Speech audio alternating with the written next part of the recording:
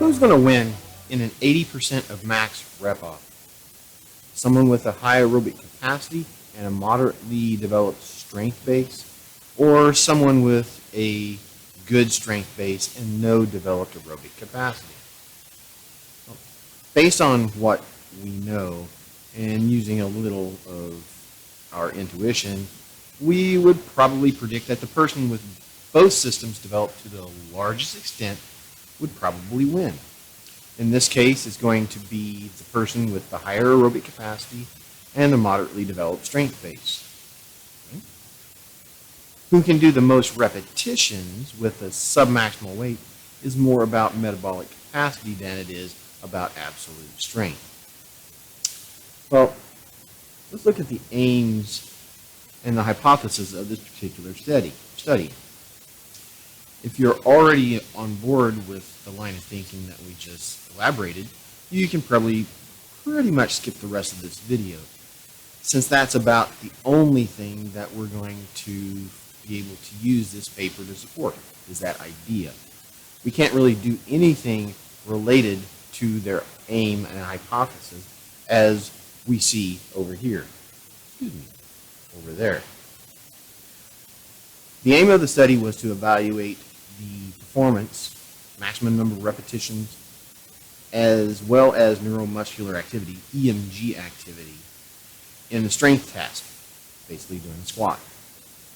They hypothesized that fatigue resistance would be greater in more aerobically trained subjects with greater greater neuromuscular fatigue in the strength trained group. All right.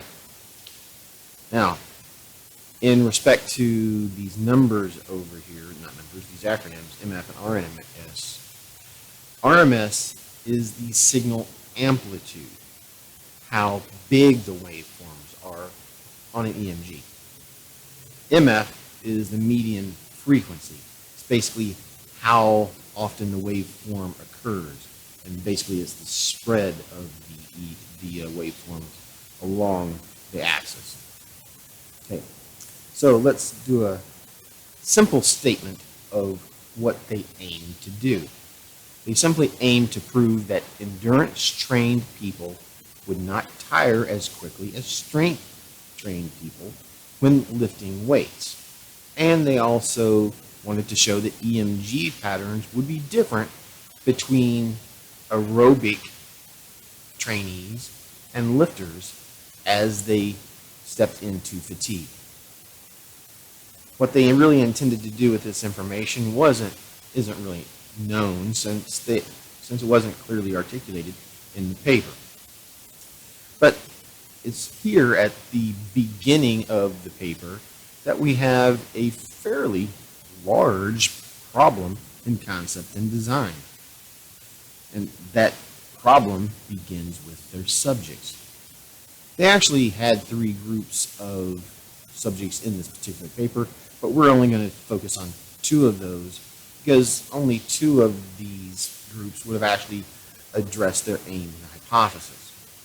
Well, they thought that these groups would address their aim and hypothesis.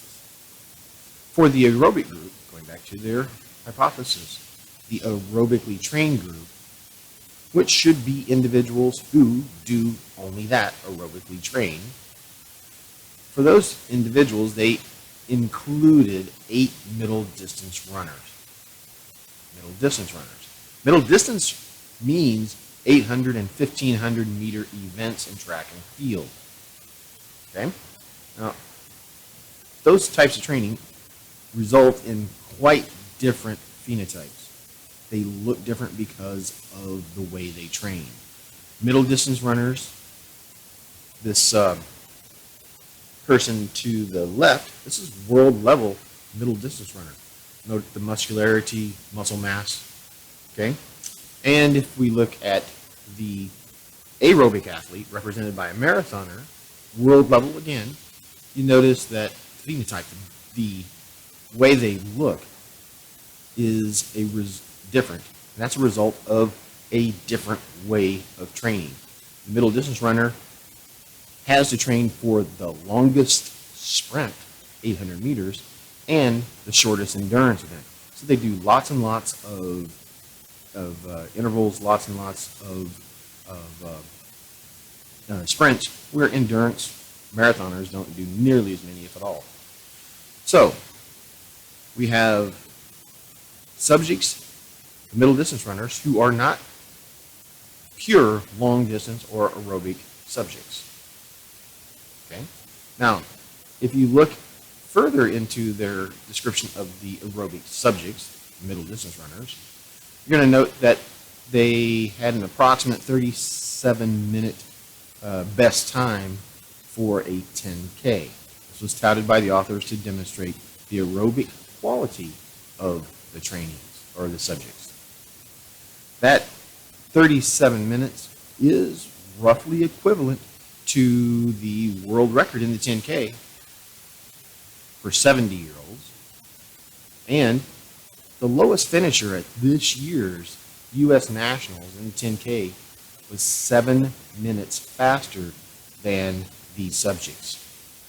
So I'm not really sure that the authors were really familiar with the subjects and the nature of the events that they competed in. Now, further, all of the aerobic group, the middle distance runners, were stated to have trained with weights regularly. This is a norm for this group type of athlete. But again, this makes them non-aerobic only. So this is not an aerobic group.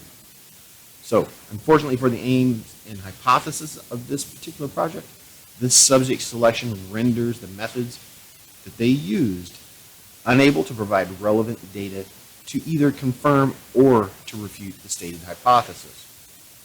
Now, if we look at the strength group that they used, we can only assume they were actual weightlifters and powerlifters that actually competed, because there is no evidence given to demonstrate that they actually competed and that they had any kind of capacity. We can't tell whether they're world class, state class, local class, whatever.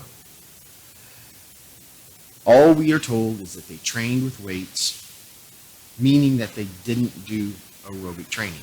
At least that's what we hope. The only strength information that we actually have about these subjects is on the pretest, and that is that they could, at a body weight of 84 kilos, half squat on a Smith machine, 257 kilos. So they were pretty strong, but they weren't high-level strength athletes. At least this group, because they only trained with weights, could have at least helped provide data to support or contradict the hypothesis. However, unless all the groups are appropriate, the experimental design is moot, as is the data that it produces. And did I mention that they actually did the research on squats and on this on a Smith machine?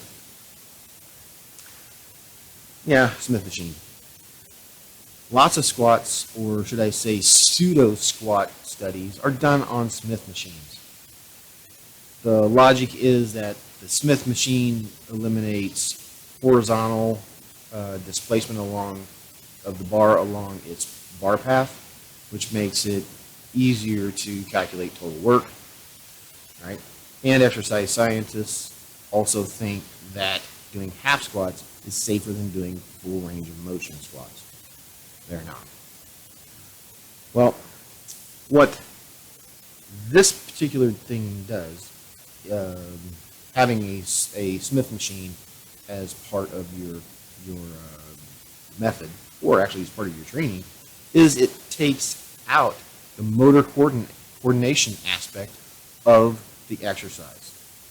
And in this particular case, this biased the testing to favor the middle distance runners because it's in their normal range of motion. Just think about it. The running stride is about a half squat level of flexion and extension. The lifters would have been much more efficient if they would have included a full range of motion, and even more efficient if they would have included a full range of motion barbell squat. And this may have biased the results towards the lifters rather than biasing it towards the middle distance athletes. So let's actually look at the methods just a little bit and actually what they actually did and some of the results. What they had the subjects do was to do as many repetitions as they could with 80% of their maximum half Smith squat. And they did 4 sets of Smith squats, half Smith squats, to failure, 4 sets to failure, with 2 minutes of rest in between each set. During those sets, they were hooked up to an EMG machine that was recording the electrical activity of their vastus lateralis. So, you're actually looking at this top graphic. You see that they're putting a EMG sensor, the electrodes, the 2 patches, are placed about 2.5 centimeters apart, maybe 5 centimeters apart, depending on your methodology, on the left lateral or on the right lateral aspect of the thigh. We're trying to get a snapshot of the activity within that very small portion of the muscle. Now, the middle distance runners did 132 kilos, that's about 281 pounds, something like that, 280 pounds, for 12 reps for the 4 sets. Well, on set number 2, they did 11, so it went 12, 11, 12, 12. Okay? And the strength subjects did 205 kilos, that's about 451, for 10, 8, 7, and 7. Now, these results would absolutely not be unexpected. Regular and anaerobic training versus no endurance training, limited use of high repetition training in the lifters, and the magnitude of weight difference would logically produce the results that we see in this paper. So what about the EMG activity? And EMG activity is this bottom line right here. We're looking at the descent. We see the amplitude and the pack of the waveforms get smaller, and as we ascend, go up, they get bigger. Okay. All right. Did the muscle fiber recruitment pattern or level of activity differ in the lifters from the aerobically or middle distance runners as hypothesized? Well, the authors spend a lot of time talking about other people's work, and then they talk something about their findings.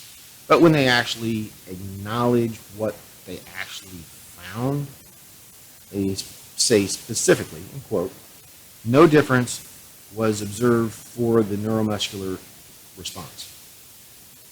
Okay? And this points to another fatal flaw of this paper that goes all the way back to the hypothesis. This time, not regarding the mismatch between the hypothesis and the methods used, but about the basis of the hypothesis point blank.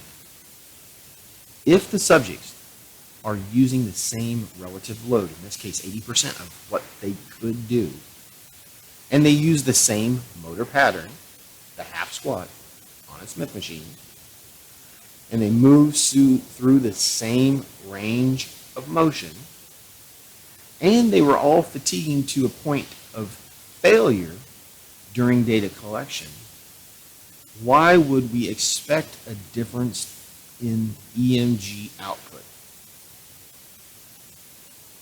The hard question here is, it's a hard question to ask here, is did the data produced answer the hypothesis? The easy answer is absolutely no. There's absolutely nothing here at all that contributes to our knowledge on how to train clients. The failure in experimental design completely obliterated the prospect of a valid finding of any type in this study before the first repetition was even done.